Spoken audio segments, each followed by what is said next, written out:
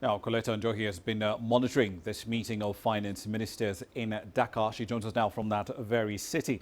So, Colletta, we heard from Vera Songwe there about some of the solutions being explored to try and jumpstart grain, fertilizer imports from Black Sea markets. But what other immediate solutions are being considered to alleviate the food price pressure we're seeing within the continent? Are the ministers willing to put in time-bound tax cuts on food imports within the continent to help deal with the problem?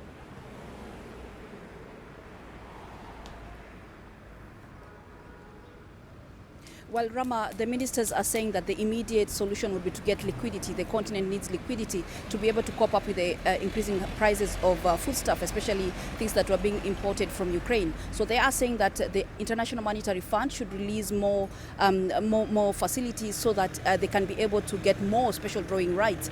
We know in 2021, SDR that was given by the IMF to combat the COVID-19 pandemic was equivalent to about $650 billion, and Africa got only 5.8% of this, which was not enough. So now with this conflict that has come from Ukraine, Africa is saying that the IMF should look again because it's an emergency, so they should be able to provide more resources because it's an emergency. Also, secondly, the continent is not even talking about doing taxes right now. It's talking about finding supply of goods that are in shortage. For example, they are talking about having countries that are producing surplus to be able to sell to other countries within the continent. They have designed what they call the African Trade Exchange, which is a platform, a digital platform where countries will be able to advertise themselves and say what they're selling that has been in shortage so that other countries can buy from them. And also as a pool, that is as Africa, they can be able to pull together and buy these same grains and fertilizers from other countries, you know. So that's what they are looking at right now. The issue of taxes has not been talked about right now as a short-term measure. It is probably something that they will look into in the future in terms of domestic resource mobilization. Right, so finance ministers at this event also argued that the G20 common framework, a debt restructuring program, is working way too slowly. What changes do they want made to it?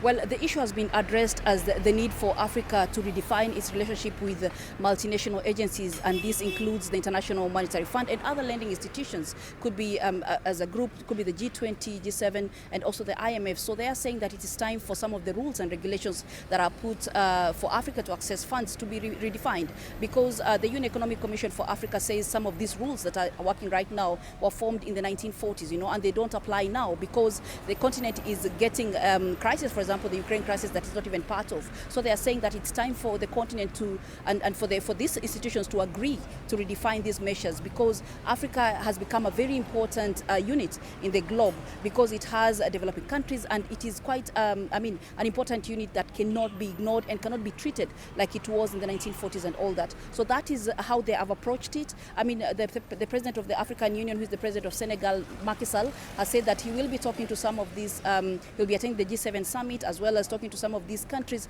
to ensure that they push for this, because at the moment, if that is not addressed, then it becomes very unfair for Africa to fight or to even recover economically in such shocks, because nobody knows which other shock will come. And we remember that COVID-19 pandemic is not even over. So the countries are pushing for these countries and all these international relations to be reviewed so that Africa can get a fair share. And there's also been talk about the fact that Africa should also think about joining the G20, because it's a continent that is worth reckoning. So they are pushing for that.